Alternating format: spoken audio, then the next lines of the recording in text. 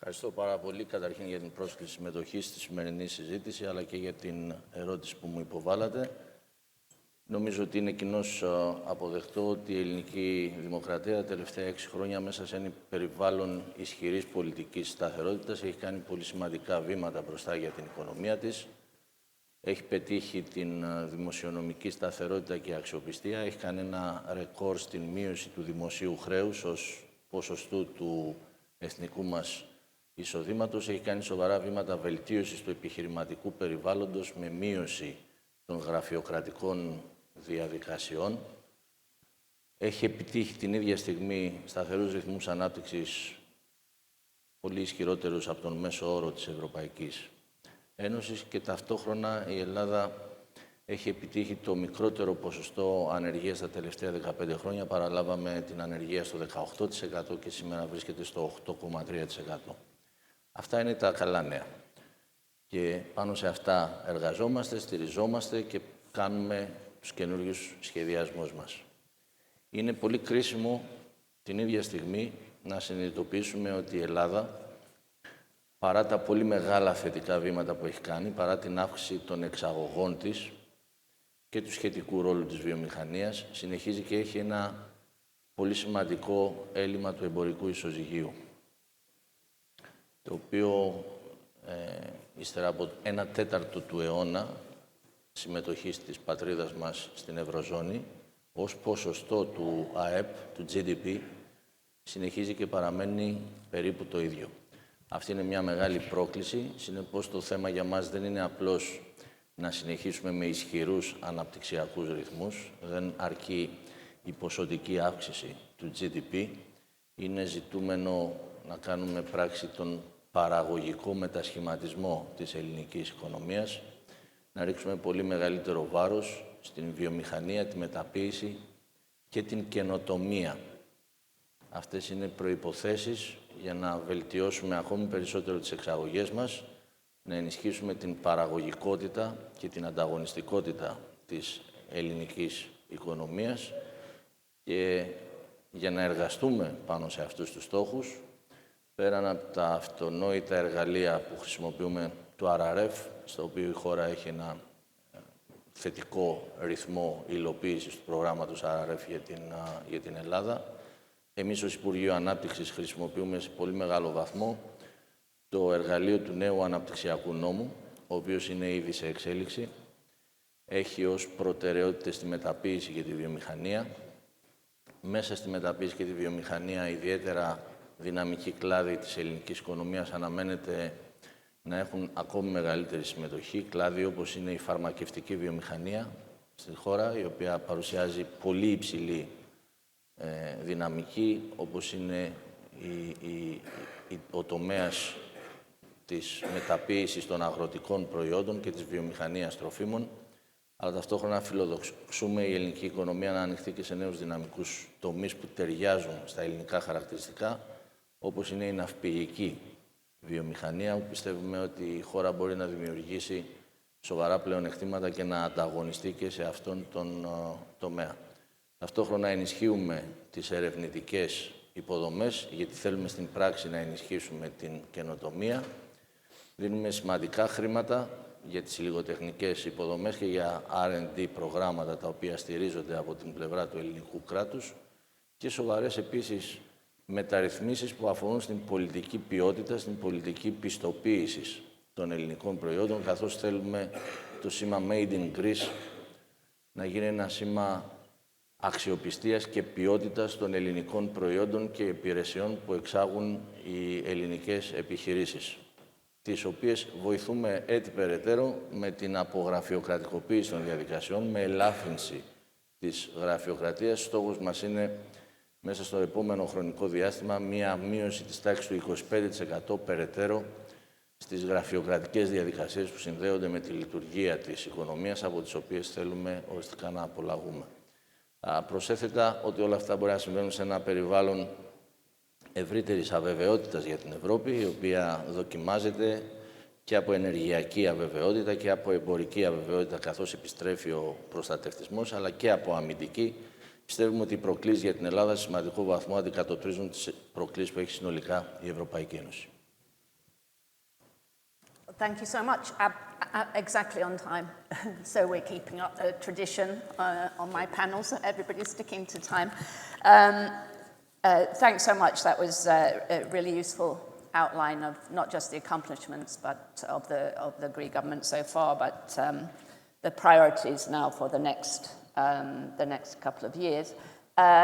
It's great to have you with us from Moldova. So maybe an economy that's less familiar to people in this room. So maybe you can share us a little bit about what the challenges have been of recently, which have been quite formidable, I think, for the country, but also, you know, what's the kind of short-term, medium-term outlook, growth outlook, how you see it, and what are the main priorities in terms of reforms and business environment? Well, I'm very glad to be here. Of course, I always feel like at home in Greece, first of all. But I had an exchange of opinions with the Minister of Education of Greece just a bit earlier, because I think education is so fundamental to economic development. And we remembered that just last year, the Moldovan national robotics team was here competing in Athens for the gold medals, and actually won 2 gold medals.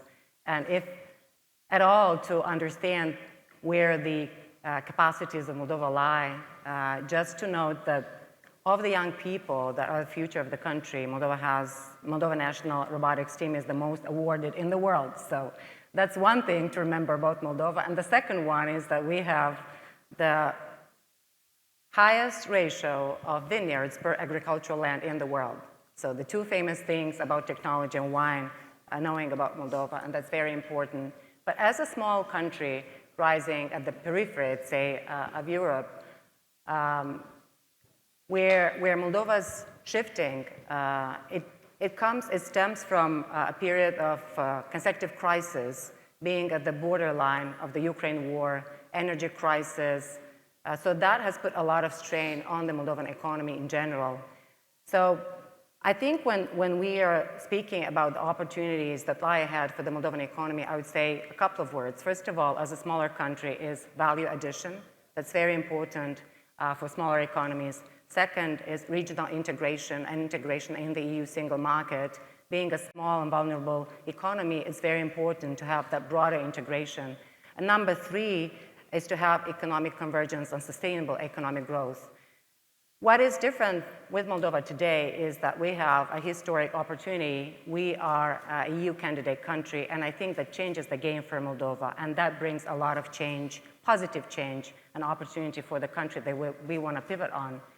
We have a historical financial package of 1.9 billion that was approved on May 9th. It was the Europe Day, the EU Day, and that would allow us to fast track in a matter of 2.5 years what other countries have done in a decade. And this financial package, of course, will fast track our investments in critical infrastructure like roads, railway, schools, education system. But beyond that, what is important is to unlock a lot of other private investment, because a country like Moldova needs blended finance to evolve and develop, and needs a lot of investment today. So we want to fast track investment in our country. Where the minister mentioned also, what is important to pursue is the business simplification. We always talk about how difficult is life for businesses. You know, come to Moldova and see, with the transposition of a key, that's thousands of acts, and that makes life for the business even maybe more difficult. And this is where we've put together in the past 2 years over 150 reforms, including, you know, competitiveness, justice, public administration, digital services, and connectivity. But beyond that, we are constantly cutting red tape. We, just last week, with the government, we've approved in the parliament the 9th deregulation package, and I think that has to be an ongoing exercise of any government to make life easier for the business. Number 2 is innovation. That's very, very important. Moldova wants to be a 100% digital country. 50% of our services are digitalized. We're aiming 75% by the end of this year. Everything should be very easy. But beyond that, we've just announced 2 big parks. One is an agri-tech park, and one is a deep technology park, together with the universities and the private sector, to have new venues of innovation, new engines of innovation for the country and for the region. And number 3, I would say that for Moldova, it's very important to be a regional player. We share 12 100 kilometers common border with Ukraine, we are building ourselves as a corridor of transportation, logistics, for our neighbors and for the integration into the EU with our Romanian neighbors. So we will continue to do that. And on that path, we aim to double our GDP in the next decade. Of course, I agree with the minister, it needs to be very consistent and stable growth. And I hope that for our country, we will see sustainable, innovation-based, and value-added productive growth in the next decade. Excellent, thanks so much. And having just recently, a couple of weeks ago, been on a road trip through Moldova with a friend of mine, I would recommend all of you to, if you haven't done so, to visit that country, very beautiful country, not just to sample the wines, but also to, you know, find out more about a country which is now on this EU accession path. And you actually visited the Gagauzia region, which Yes. is one of the challenging regions as a multinational country, and with our upcoming elections at the end of September, so it's a quite sensitive period now for the country. Absolutely. Let's turn now to our online guest. I hope you've been able to follow so far. It's great to have you with us now. If Greece is a front runner now in Europe, in southern Europe, Poland is leaping ahead really in Central Europe, Central East Europe, and has been for some years now, and the growth outlook for Poland is extremely positive. Obviously, a very large country, largest in this region, in the Central European region. So maybe you can tell us a bit about this success story, and you know, what are the kind of key ingredients of it, and in the Q&A we'll talk a bit more about the future. So thanks for joining us. Well, thank you very much. It's great to be with you, and I hope you can hear me well as well. And I wish I was there with you in beautiful Athens. Unfortunately, there is some pressing government business here in Warsaw. I want to start by saying that clearly and apparently all roads lead to Moldova, because I had a chance to visit last week as well and meet with Madam Minister. And I just wanted to also recommend for all of the guests to visit this dynamic country that is going to boom with the 1.9 billion of euro funds that Madam Prime Minister mentioned.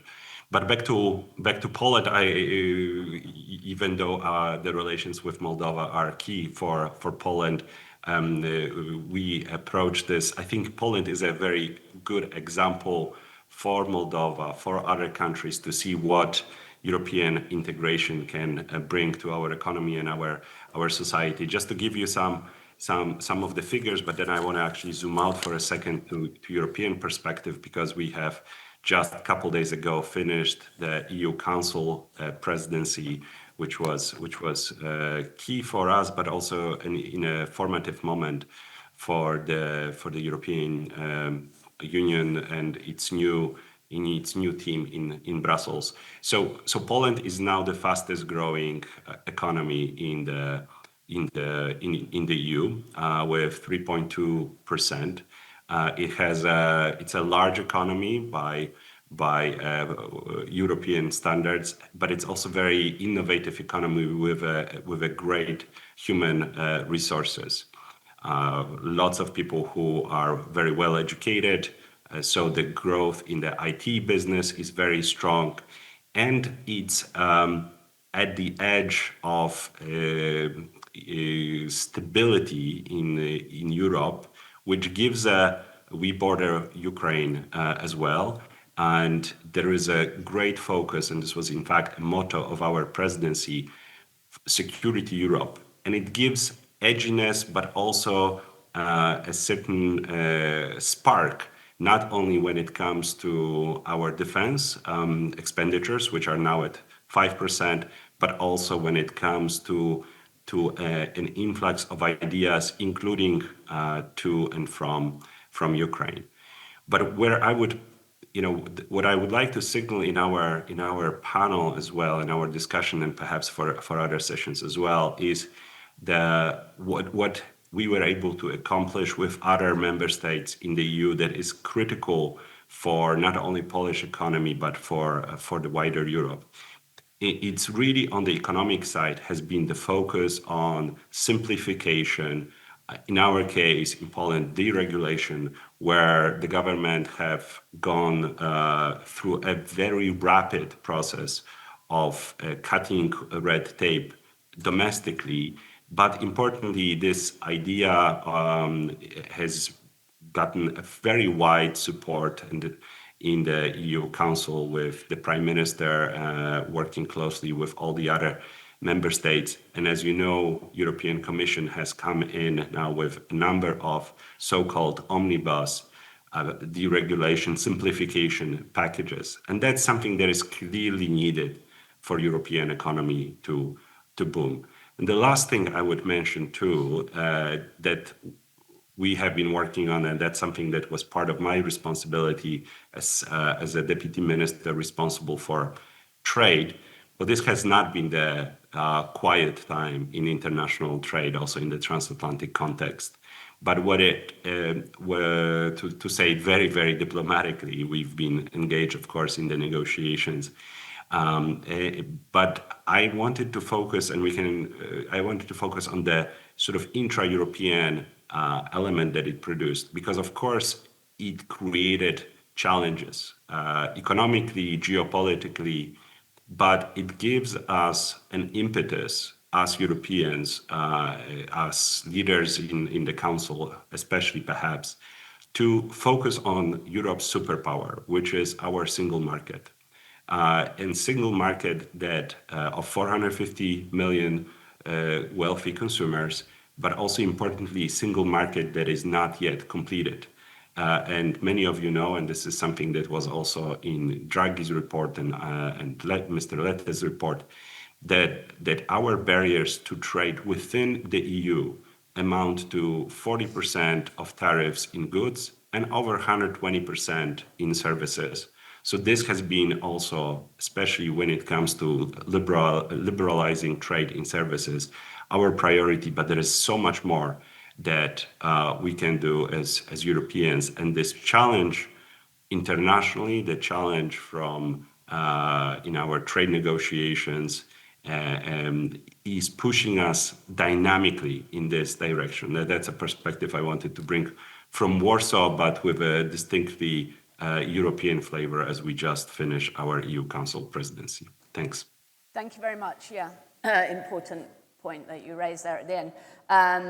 Let's come to our final guest, representative of the Greek tourism industry. So Greek tourism has been growing extremely fast in recent years, basically breaking previous records year in, year out. So I guess the big question is whether that can be sustained over the next few years, and what might need to change, both to make that possible and to make it sustainable. Yes. Thank you, Joan. Thank you, esteemed panelists and guests. It's a pleasure to be able to join this discussion about the future of Europe and Greece. And we must acknowledge that at the moment, Europe is at a turning point, confronting global instability, navigating trade tensions and economic realignment, and striving to maintain competitiveness in a rapidly changing world. Europe's business landscape, with EU member states, have enacted wide-ranging reforms, labor markets, taxation, regulatory simplification, and digital transformation.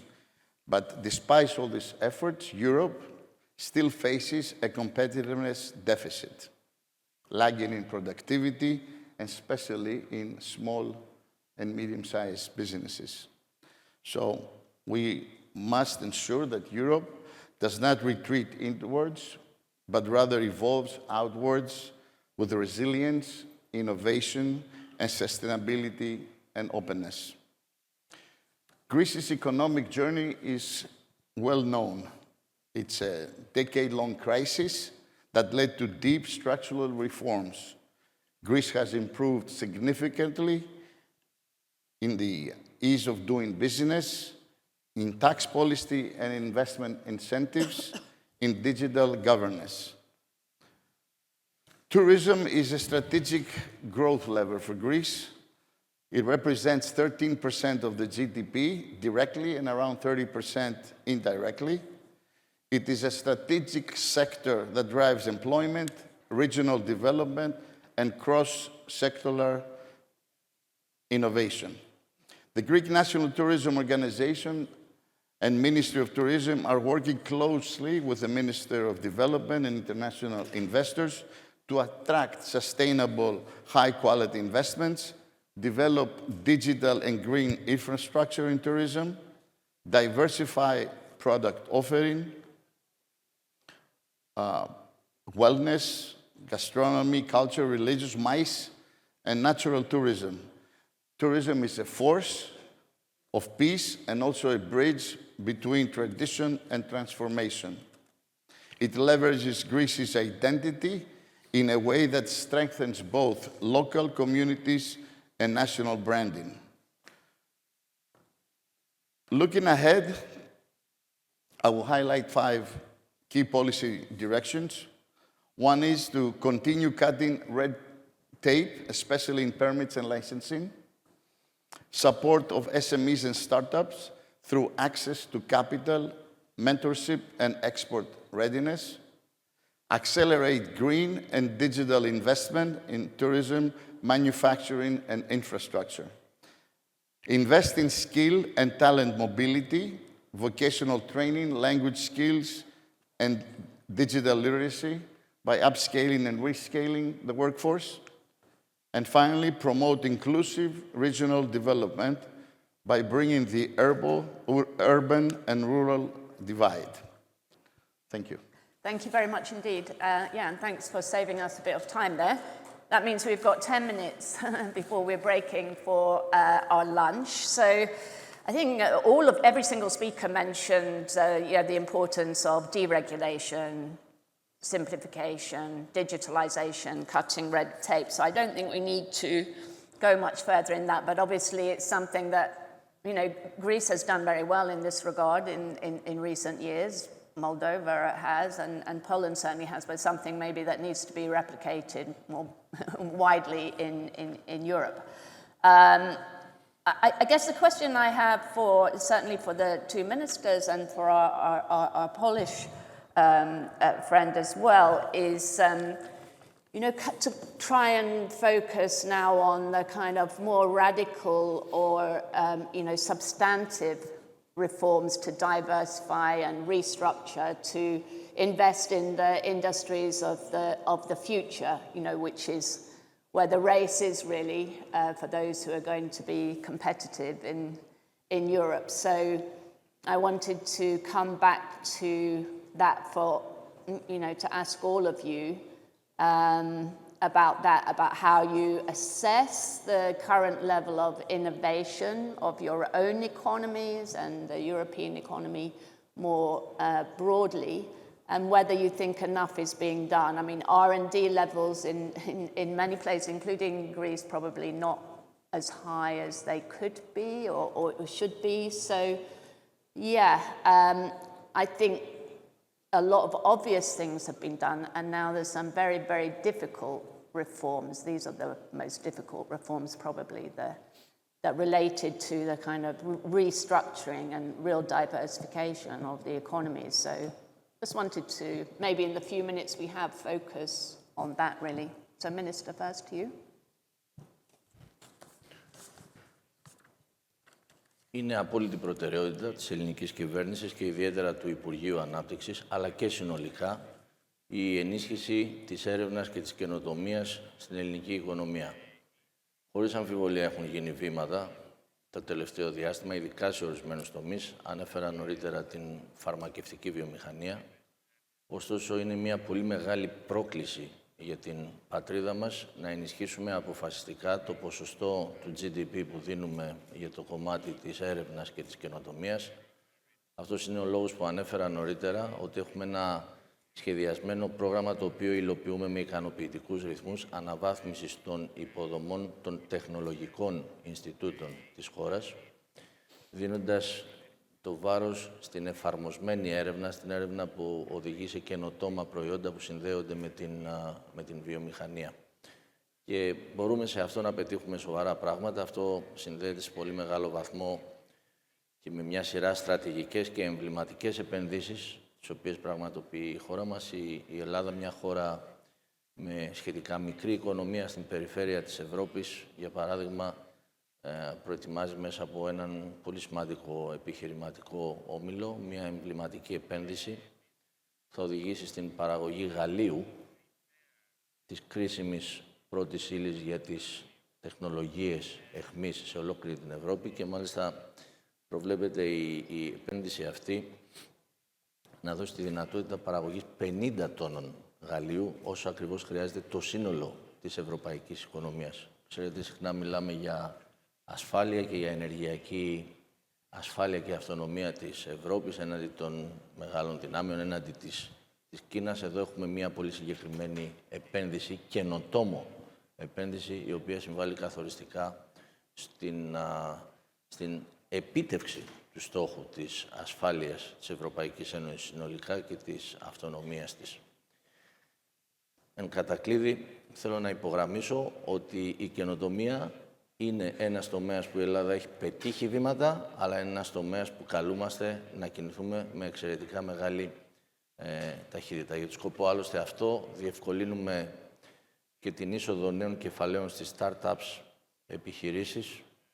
Έχουμε συνδέσει την ύπαρξη της Golden Visa και της απόκτησης ελληνικής Golden Visa με χρήματα τα οποία επενδύονται ακριβώς σε καινοτόμες επιχειρήσεις, σε startup επιχειρήσεις, σε εταιρείες τεχνολογικής εχμής, προσπαθώντας να προσελκύσουμε όσο γίνεται περισσότερο και ξένα κεφάλαια στο συγκεκριμένο τομέα.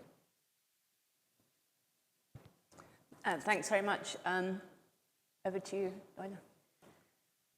Well, for a small country like Moldova, our tech industry is quite large, I would say. It's now 8% of our GDP, and it has grown at a fast pace, 20-30% per year over the past 10 years, just rising from a little under 1% in our GDP. So now we have a very fast-growing tech sector. Now the question is how to absorb that value of the tech sector for our country. Well, just first to mention that the reason why the tech sector has been growing is again a deregulation, because we have a very simple 7% flat tax that was now extended, and it's a virtual park. So that has shown how a good fiscal policy and deregulation can get an industry booming in a country like Moldova. Now my next question is, for a small market like Moldova, a small country, what is our true role when it comes to innovation and diffusion at the level of Europe? Well, a small country like Moldova can be used as a springboard, as a test bed for new technologies. 5G was tested in Moldova, one of the telecoms. Now we have nanotechnology that's being produced in Moldova for in vitro fertilization and for aerospace. So I think for us, now the priority is to find those niche capabilities where we can be front runners in terms of technology and innovation, and to cross-pollinate, to interconnect the tech industry and the traditional industries. So for Moldova, this is again the medical, healthcare sector, agriculture, which is a large industry, underproductive, but with a high production capability, so we can innovate here. And last but not least is the energy sector, and I have here our Minister of Energy with a huge panel. But the way that we see innovation, for example, in the energy sector, we've adopted a law on sandbox, on energy sandbox last year, so that again gives partner countries and Moldova the capabilities and the corporates in the EU to innovate using Moldova as a test bed. Great, thank you. Michał, so how do you see the state of play regarding innovation in relation to Poland and EU more widely? And I'm going to have to hurry you because I'm under strict instructions to finish, to get to lunch, so very briefly. So very briefly is that we need to do much, much more. It's clearly a priority, but if we look at let's take it at the European level, at the Draghi report that recommends additional 800 billion euro investments per annum, it shows you how far we need to go.